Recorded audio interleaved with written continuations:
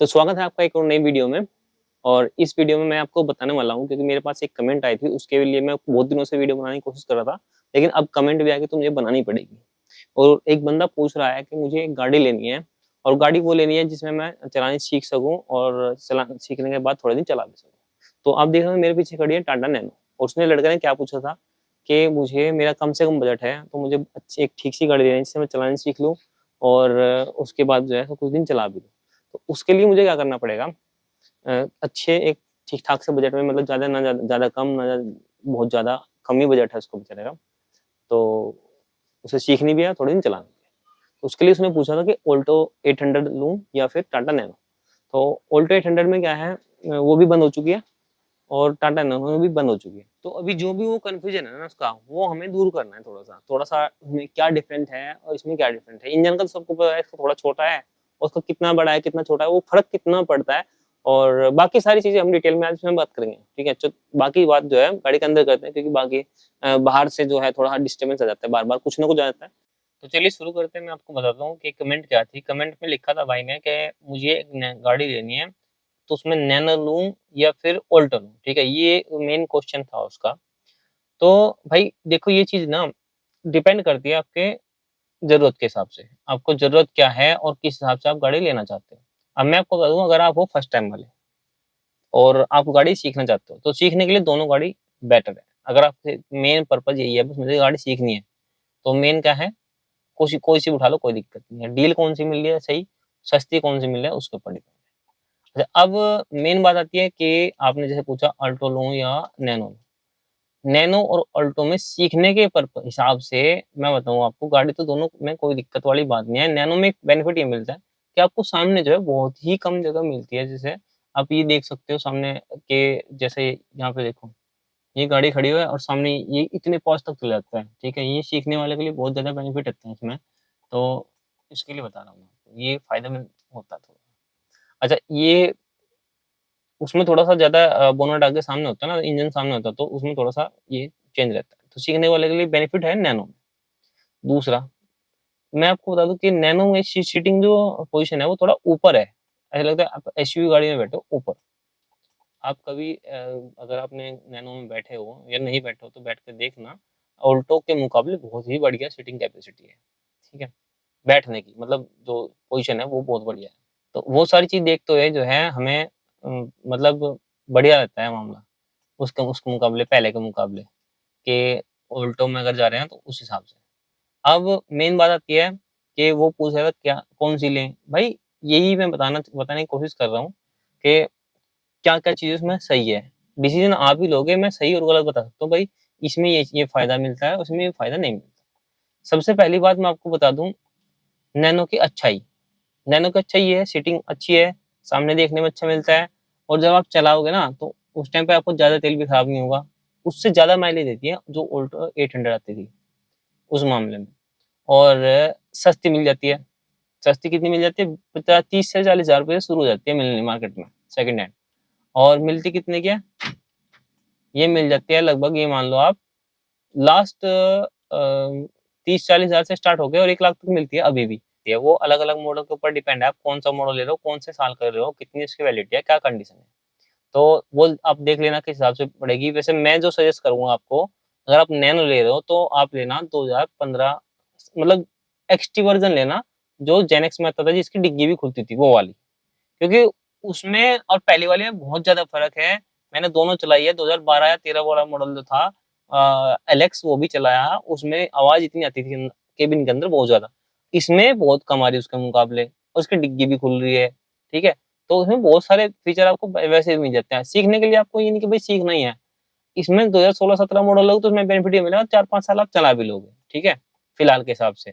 तो सबसे बढ़िया तरीका ये है, आप पैसे लगाओ, 80,000, 70,000, 1 लाख रुपए तक की गाड़ी लो और ये आप सीखने के नाम के ले रहे थे, ऐसे नहीं होता। उसमें क्या है, आप उसका बेनिफिट भी तो लो, जब आपने सीखी तो उसका बेनिफिट भी लो। अच्छा, चलाने में क्या ध्यान रखना है इसमें, सबसे बड़ी बात मैं आपको थोड़ी देर में बताऊँगा, क्योंकि मेन मेन जो मुझे कमी लगी, क्योंकि मुझे टाटा नैनो जो गाड़ी है वो चलाना 3 साल से मैंने इसको रेगुलर चलाया है, सीखी भी इससे है चलानी और हाथ भी साफ करा, अब चला भी रहा हूँ। पहाड़ों-वहाड़ों की अच्छी अच्छी खासी, मतलब यहाँ से जहाँ मैं रह रहा हूँ, वहाँ से 250-300 किलोमीटर 400 किलोमीटर है, और कम से कम भी जो पहाड़ों की भी ड्राइव है मेरी, वो कम से कम मान लो अब 2-4 बार, 2-3 बार, 2 बार तो मैं देहरादून गया, और 1-2 बार देव प्रयाग, तो हरिद्वार वगैरह, मतलब अच्छा खासा हाईवे का भी और पहाड़ों का भी और प्लेन का भी। तो एक्सपीरियंस मुझे हो चुका है। कम से कम मैंने चला दी इसको 15 से 20,000 किलोमीटर मैंने इसको चला दी। उस हिसाब से मैं आपको बता रहा हूँ कि भाई इसमें क्या-क्या दिक्कतें आ सकती हैं, क्या-क्या बेनिफिट इसमें मिलता है। ठीक है? बाकी हेडलाइट वगैरह कितना कितना थ्रो है, कितना नहीं है, वो तो अपनी लाइट लगवा लो, ना लगवाओ, वो अलग बात है। लेकिन मेन जो चलाने का तरीका है वो इसका सबसे बढ़िया है स्टीयरिंग। स्टीयरिंग फीडबैक इसका बहुत ही ज़्यादा बढ़िया है ऑल्टो के मुकाबले, ठीक है? और वेट की बात करें तो इसमें थोड़ा-सा कम है, और लगभग उसमें 1, 2, 2, 4, 10-15 किलो ज़्यादा अंतर नहीं है। वो मैटर नहीं करता इतना, क्योंकि चलाने का तरीका और चलाने का वो बिल्कुल अलग है। अच्छा, एक चीज़ और बता दूँ उसकी मैं आपको, भाई पार्ट्स-वार्ट्स की अवेलेबिलिटी बहुत काफ़ी है, अभी कोई दिक्कत वाली बात नहीं है, नैनो की पार्ट-वार्ट आराम से मिल जाते हैं, कोई दिक्कत नहीं है। अगर नहीं भी मिलते ना, कि कुछ ऐसे ही पार्ट हो गए इसके, अगर नहीं नो जो ना मिलने वाले हैं, वो मतलब लोग वो कुछ ऐसी चीज़ हो, मतलब वैसा ये नहीं कि भई इनको मेजर जो पार्ट है वो नहीं मिल रहा। सर्विस किट वगैरह मेजर पार्ट है, वो सब मिल जाते हैं बड़े आराम से, कोई दिक्कत वाली बात नहीं है। और नैनो के मामले में।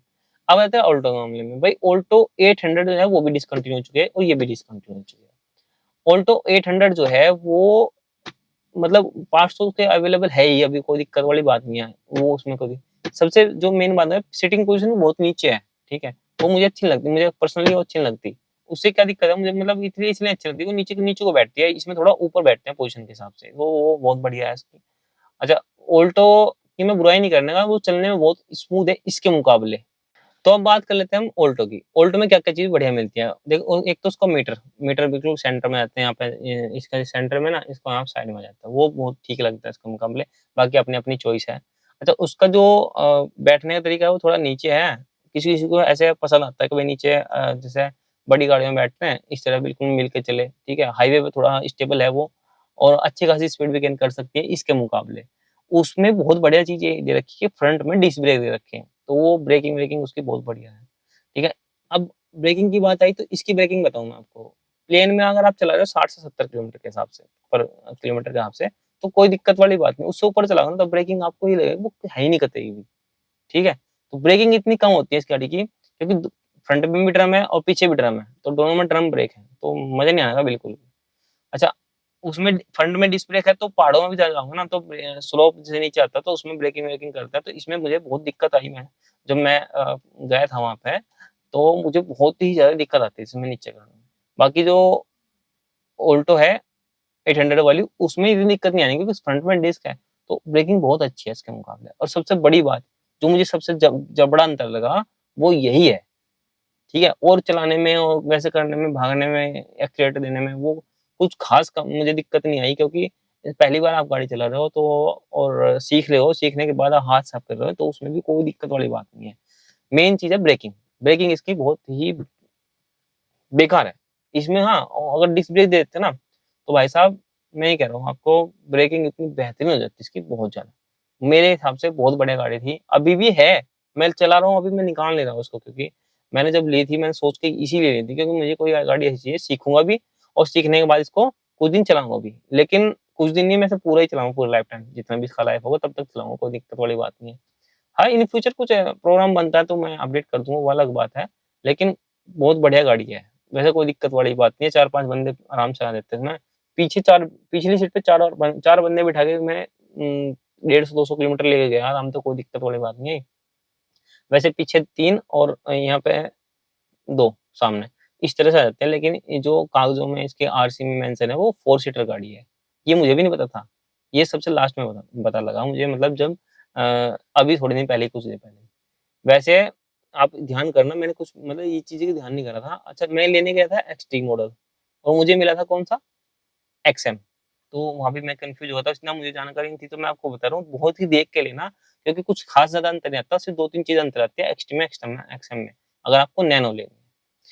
लेनी है आपको ऑल्टो तो बात अलग है, उसकी उसके फीचर वगैरह अलग है। एलएक्सआई मॉडल लेना, कोई दिक्कत वाली बात नहीं है, सब कुछ ठीक चल जाएगा। एलएक्स मत लेना, क्योंकि इसमें एसी-वेसी का हिसाब नहीं मिलता। एलएक्सआई में एसी भी मिल जाता है आपको, ये बेनिफिट है, बाकी सिस्टम-विस्टम तो बात की बात है, आपको तो शौक वाली चीज़ है। मेन पर्पज़ आपका है गाड़ी सीखना, चलाना और हाथ साफ करना। एसी भी, बिना एसी के चलाओगे तो गर्मी में मर जाओगे, ठीक है? एसी चलाना ज़रूरी है, इसलिए एसी वाली गाड़ी होनी चाहिए। अच्छा, अब मेन जो मुद्दा है वो यहाँ आता है, अगर आपको चलाने के लिए सीखने के लिए लेनी है तो मेरे हिसाब से, अगर क्योंकि आप ज़्यादा स्पीड में चलाओगे नहीं, 60, 70, 80, 90, 100 तो चलाओगे नहीं, कम में चलाओगे तो आप 30-40 हज़ार रुपए की नैनो ले लो, सीख लो, उसे निकाल दो। अच्छा, गाड़ी लेनी है आपको, ऐसे थोड़े दिन रखनी भी है। 30-40 हज़ार में वो कभी नहीं मिलने की आपको, पहली बात तो ऑल्टो। अच्छा, ये गाड़ी आपको लेनी है, थोड़ी दिन रखनी है, तो आप 17 मॉडल, 16 मॉडल आपको कहीं मिल रहा है तो वो ले लो, ठीक है?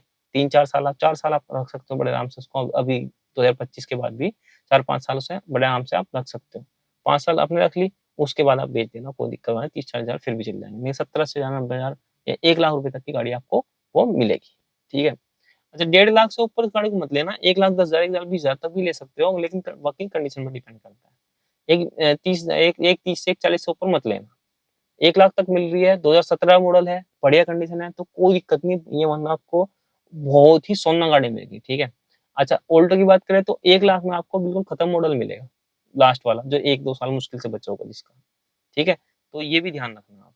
इंजन की बात करो तो इसमें 600 साढ़े 600 624 सीसी का कुछ इस तरह से इंजन है, और उसमें 800 सीसी का है, 700 कुछ सीसी है। तो उस हिसाब से भी मतलब उसका इंजन थोड़ा बड़ा है, चलने में मज़ा आएगा, लेकिन आप जब सीख रहे हो तो आप 70-80 की स्पीड से ज़्यादा मत चलाना। वो ऑटोमेटिक ये सेट है, सस्ती है, सेट है, और बस थोड़ा-सा एक बात ध्यान रखना, वो बिक जाएगी, रीसेल उसकी इससे ज़्यादा है, ठीक है? ये बात ध्यान रखना, लेकिन अगर आपको चलानी है, आपको बेचने-वेचने का झंझट नहीं लेना, अब मुझे तो पूरी चलानी है लाइफ, जितनी लाइफ है गाड़ी ज़िंदगी चलाओ, उतनी ही चलानी है, बीच में बेचनी नहीं है। तो उसका भी थोड़ा ध्यान रखना। वो अगर आपको भाई 6 महीने, साल भर चलाने के बाद आपको बेचनी है तो लेना अल्टो। मेन मेन जो वीडियो का पॉइंट है वो ये है, अगर आपको साल भर चलाने के बाद बेचनी है, ठीक है? और बस बाकी कोई दिक्कत वाली बात नहीं है, तो आप लेना ऑल्टो। अगर आपको ये है भाई मुझे लेकर लंबी रखनी है, ज़्यादा टाइम भी मिले, तो नैनो पे जा सकते हो, कोई दिक्कत नहीं। 1 लाख में उससे बढ़िया गाड़ी मिल जाएगी, जितनी ऑल्टो मिलेगी ना उससे बहुत बढ़िया गाड़ी मिल जाएगी, लेकिन वो चलाने के लिए। रीसेल उसकी थोड़ी-सी कम मिलेगी आपको, 1 लाख की गाड़ी लो, 50 हज़ार की मुश्किल जाएगी बाद में, ठीक है? वो भी ध्यान रखना। अच्छा, देख के लेना, एक्सटी मॉडल लेना। अगर कहीं भी मिल रहा हो तो ढूँढने सब कुछ मिल जाता है, ढूँढना, एक्सटी मॉडल होना ज़रूरी है, क्योंकि उसी में आपको सारे फैसिलिटी मिल सकती है, सही फैसिलिटी मिल सकती है। एक्सएम में ले सकते हो, उसमें आपको एसी-वेसी सब कुछ मिल जाएगा, पावर विंडो नहीं मिलेगी, वो भी ध्यान रखना। अच्छा, पावर विंडो की आपको मतलब अगर स्टार्टिंग में चलाना सीख रहे हो तो आप बेसिक गाड़ी लो, कोई दिक्कत वाली बात नहीं है। अगर आपको 70-80 हज़ार, 70,000 में, 60,000 में मिल रही है ना कहीं, एक्सएम मॉडल 2015-16 जिसकी डिग्गी खुलती हो, वो आप ले लेना आँख बंद करके, कोई दिक्कत वाली बात नहीं है, और सर्विस कॉस्ट भी बहुत कम आती है, 1500, 1600, 1700 रुपए में सारी मतलब फ़िल्टर-विल्टर सब चेंज हो जाते हैं, इसकी कोई दिक्कत वाली बात नहीं है, सब हो जाता है इसका। और ऑल्टो लोगे थोड़ा-सा महँगा खर्चा होगा, 2 ढाई हज़ार रुपए तक चल जाएगा, लेकिन मेन बात है, सबसे बड़ी बात, कि अगर आपको बेचने के लिए लेनी है, भाई तुम्हें जल्दी से जल्दी निकालनी भी सीखने के बाद दूसरी लेनी है, तो ले लो अल्टो। और दूसरा, अगर आपको ये लेना है कि भाई मुझे तो निकालनी नहीं, मुझे तो लेने के बाद कुछ दिन चलानी भी है, तो इतने ही पैसों में इसके 5-7 साल एक्स्ट्रा आपको मिल जाएँगे, ठीक है? तो गाड़ी, ये इसमें भी कोई दिक्कत वाली बात नहीं है कि नैनो है भाई, नहीं नैनो, हाँ, एक बात ध्यान रखना, लोग ज़रूर कहेंगे, लोग 100% कहेंगे आपको कि भाई आपने नैनो ले ली, नैनो, नैनो, नैनो, ठीक है? वो चीज़ आप समझ रहे हो मैं क्या कहना चाह रहा हूँ, क्योंकि ये जो गाड़ी बंद हुई ना, ये बंद ही इसी कारण हुई। लेकिन किसी को मतलब अब इतनी याद आ रही है सबको ये कि हाँ, ये गाड़ी होती मार्केट में अभी भी, ठीक है? तो अभी भी लेने को तैयार थे लोग। तो आपको ये ध्यान रखना है, मार्केट के हिसाब से इसकी वैल्यू डाउन है। दूसरा,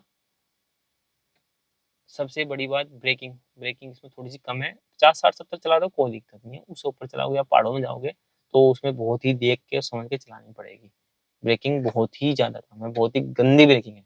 मुझे जो सबसे बड़ी कमी लगी, बाकी स्टीयरिंग फीडबैक उस इसका 100% बेहतरीन है। वो उससे ऑल्टो 800 से तो बहुत ही ज़्यादा बढ़िया है, ठीक है? बाकी सब कुछ फिट है। माइलेज माइलेज की बात करूँ, माइलेज भी उससे ज़्यादा देगी। वो मुश्किल से 23, 24, 25 का दे सकते हैं। ये साढ़े 17 से 28 में 28.5 तक मैंने निकाला है इससे, ठीक है? और वो भी अपने लोकल में ही। ये नहीं कि भाई मुझे बहुत दूर जाना, 100 किलोमीटर की मेरी राइड थी और उसमें कुछ नहर की पटरी थी और कुछ मेन हाईवे था थोड़ा-सा, और थोड़ा-सा गाँव के बीच में जो सड़क होती है उसमें। तो कुल मिला के बात यह है, 60-40 वाला मान लो, 40% हाईवे और 60% वैसे नॉर्मल।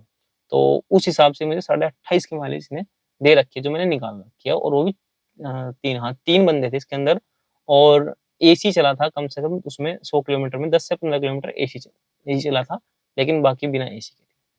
उसमें 28.5 में, छोटी बात नहीं, तो 28.5 और पेट्रोल पे विदाउट सीएनजी। और ये जो गाड़ी का मॉडल है 2016 मॉडल है जिसमें मैं बैठा हूँ।